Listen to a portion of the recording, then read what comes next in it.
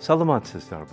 Benim adım Donald Lu, ben Akışı'nın Kırgız Respublikası'ndaki cani elçisiyim. Ben uygulamanın Bişkek'e kara gelgenliğime abdan güvençtamım. Kırgız Respublikası, Jogurubuz'de ardaim azgaça orundu ellep kelet. Bizden en estekalarlık saykatımız 14 yıl mürün son kuldu közdoy bulgun. Oşundo jotanda bas, unani aydap alip dünödügü en tatal joldurdun birin aydap otkün.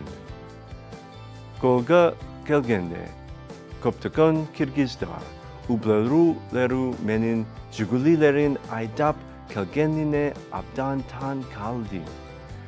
Kantip keldiner dep surasam, John Ale dep job berişken.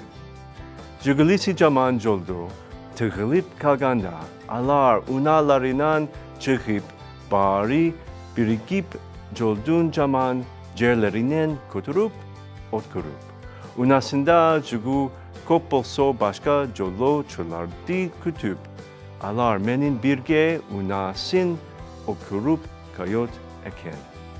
Dostuk tar kıyada sinalat MSP.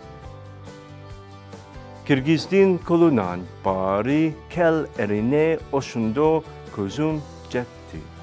Caşoho uşunday kulumdan bari kelet dehen munuzda karagan berişken elleken.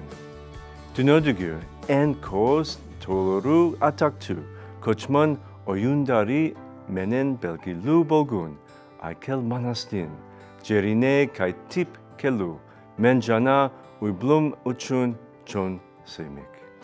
Bişkek'ten Konuşkanca.